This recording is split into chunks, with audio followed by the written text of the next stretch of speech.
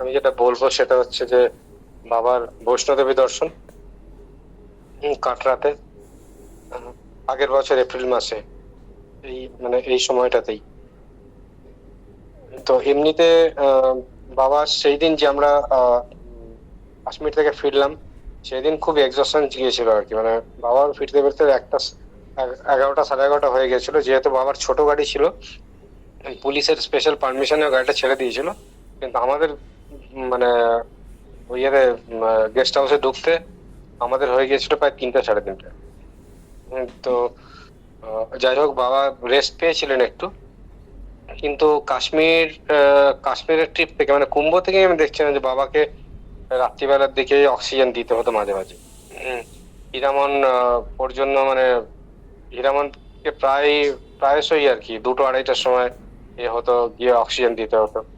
তারপরে আমাদের কাশ্মীরেও কিছুদিন কয়েকবার দিতে হয়েছে, এবং জম্মুতেও আমরা পুরো সমস্ত কিছু রেডি করে নিয়ে গিয়েছিলাম, অক্সিজেন সিলিন্ডার টিলিন্ডার সমস্ত কিছু।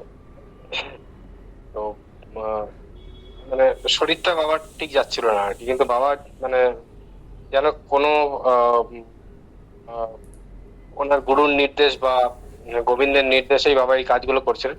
অনেক সময় বলেছেন যে আমার আমার কিছু করার নেই, আমাকে এই নির্দেশ পালন করতেই হবে, আমি ডিভাইন নির্দেশে কাজ করছি।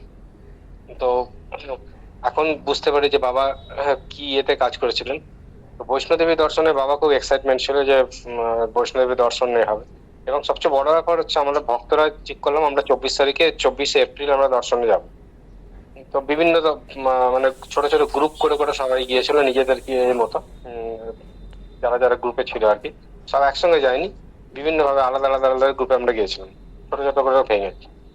এবং যেহেতু এই পুলওয়ামার পহেলগামের অ্যাটাকটা হয়েছিল, সেহেতু ওখানের দিকে সব মানে পুলিশের সক্রিয়তা খুব বেড়ে গিয়েছিল।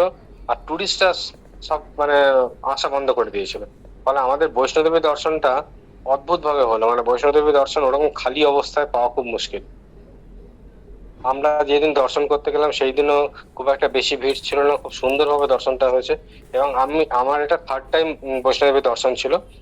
কোনোবারই আমি ভৈরবে যেতে পারিনি, ভৈরবনাথে যেতে পারিনি, কিন্তু এইবার আমাদের ভৈরবনাথের দর্শনও হলো।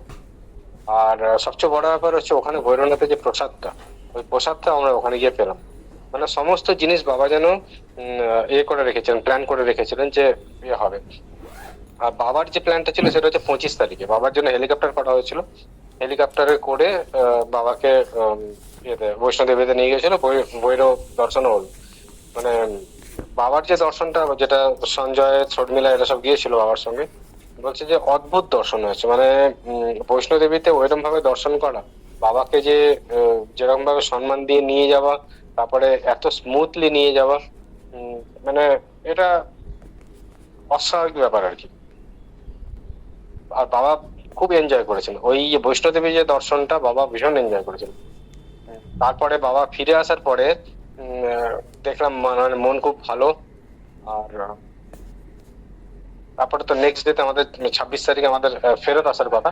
তো 26 তারিখে সকালবেলায় বাবা হাঁটছেন, জব করছেন, আমাদের সঙ্গে গল্প করছেন, একদম খুব খুশ মেজাজে ছিলেন আর কি, যে আমাদের বৈষ্ণবের দর্শন হয়েছে, সমস্ত ভক্তদেরকে উনি ঠিকভাবে নিয়ে গেছেন। এবং অনেক ভক্ত ওই সময় তারা তাদের গন্তব্যস্থলে বেরিয়ে গেল। আর আমরা 26 তারিখে করলাম। তো বাবা আমাকে জিজ্ঞেস করছেন যে তুমি, তোমার কি প্ল্যান, সবাইকে জিজ্ঞেস করছেন তোমরা কিরম ভাবে যাচ্ছ, তোমরা কিরম ভাবে যাচ্ছ। তো অনেকে যাচ্ছে, যে অনেকে দিল্লি হয়ে যাচ্ছে, অনেকে ডাইরেক্ট বেরিয়ে যাচ্ছে।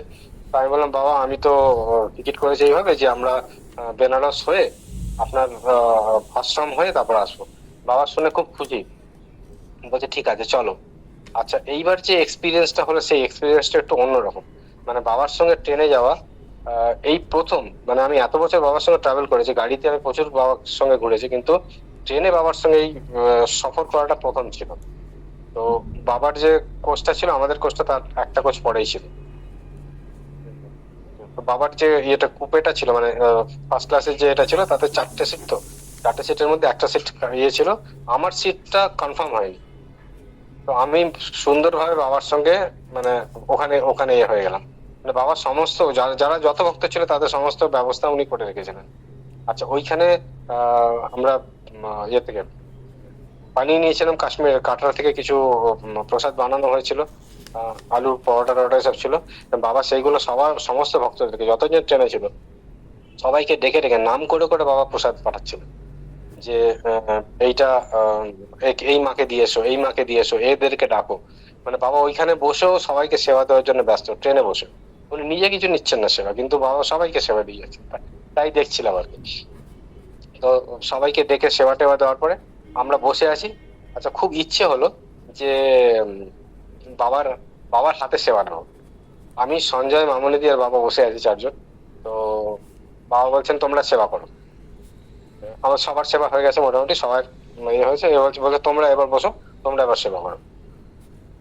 তো তখন আমার মুখ দিয়ে বেরোলো, বাবা আপনি আমাদেরকে দিন না, আপনি সেবা দিন। বাবা হেসে নিজের হাতে করে আহ পরোটার ইয়ে তরকারি দিলেন আমাদেরকে। তো এখন মানে এটাই হচ্ছে বাবার হাতে লাস্ট সেবা পাওয়া আমাদের। তারপরে কি আমরা জানতাম যে বাবা এরকম ভাবে চলে যাবে? তো আহ যাই হোক, ওইটা সমস্ত কিছু ইয়ে হলো, খুব ভালোভাবে আমরা পৌঁছলাম বেনারসে। এবং বেনারসে আসার পরে দেখলাম যে বাবার যে সেই রকম ইয়ে যে উম, জিনিসপত্র কতগুলো আছে দেখো, সবগুলো নামাও। সবগুলো নামিয়ে নিজে দাঁড়িয়ে আছেন, সব জিনিসপত্র কাউন্ট করছেন, কতগুলো ব্যাগ আছে, কতগুলো ব্যাগ আমি নিয়ে এসেছিলাম, সেই ব্যাগগুলো সব কাউন্ট করে এইবার বাবা ব্যাগের পেছনে দৌড়াচ্ছে। ওখানে আবার শ্বাসকষ্ট শুরু হলো। আমরা বারবার বারণ করলাম, বাবা আপনি আস্তে আস্তে করে, আমরা আসছি, নিয়ে আসছি, সমস্ত জিনিস করেন। কিন্তু বাবা ওর পেছনে দৌড়াবেন। তো ওই বেনারস স্টেশনে গিয়ে বাবার আবার একটু শ্বাসকষ্ট শুরু হলো। আমরা তারপরে কোনো রকমের এনে বাবাকে যখন আশ্রমে নিয়ে এলাম, তখন দেখলাম বাবার মানে উম, শরীরটা বেশ বেশ মানে খারাপ আর কি, ক্লান্ত লাগছে খুব বাবাকে। তো সেই দিন বাবা বললেন যে 27 তারিখে আমরা পৌঁছেছিলাম, 27 তারিখে। আর আর আর যখন 27 তারিখে পৌঁছে বাবা বিশ্রাম করলেন, 28 তারিখে যখন গিয়েছিলাম বাবার সঙ্গে দেখা করতে, তখন বাবা বলছেন যে, আমাকে বলছেন দেখো আমার কিন্তু শরীরটা ঠিক নেই, আমার শরীরটা খুব ক্লান্ত লাগছে। হুম। আর মানে বাবা সেই দিন কারোর সঙ্গে দেখা করতে যাচ্ছেন। আমার এক বন্ধু আর তার স্ত্রী এসেছিলেন, তার সঙ্গে দেখা করলেন, কিন্তু তারপরে বললেন যে আমার শরীরটা কিন্তু ভালো না, আমি কারোর সঙ্গে দেখা করতে চাইছি না। তো এরকম বাবা কিন্তু কখনো বলেন না যে আমি 28 তারিখে এই জিনিসটা শুনলাম। তারপরে আমি বললাম, বাবা আমরা তো বেরিয়ে যাবো, কালকে 29 তারিখে আমাদের ট্রেন, আমাদের ইয়ে ফ্লাইট।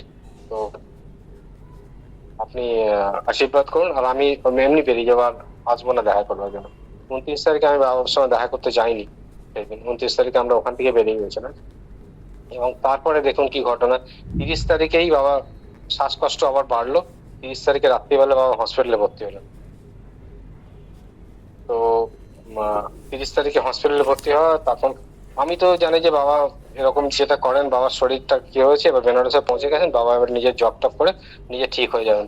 কিন্তু ধারণাটা ভুল ছিল। আমাদেরকে বাবা অনেক কিছু ইন্ডিকেশন দিয়েছেন, কিন্তু আমরা সেটা বুঝতে পারিনি তখন। আমি আগামীকাল আমার যে লাস্ট ডেটা সেটা বলবো বাবার, মানে অন্তিম যে এটা বাবার সঙ্গে আমি যে ছিলাম, সেই ইয়েটা কিছুটা বর্ণনা করব কালকে, চেষ্টা করবো সবাইকে বলার। তো আজকে আমি এখানেই রাখলাম। প্রণাম, জয় গুরু।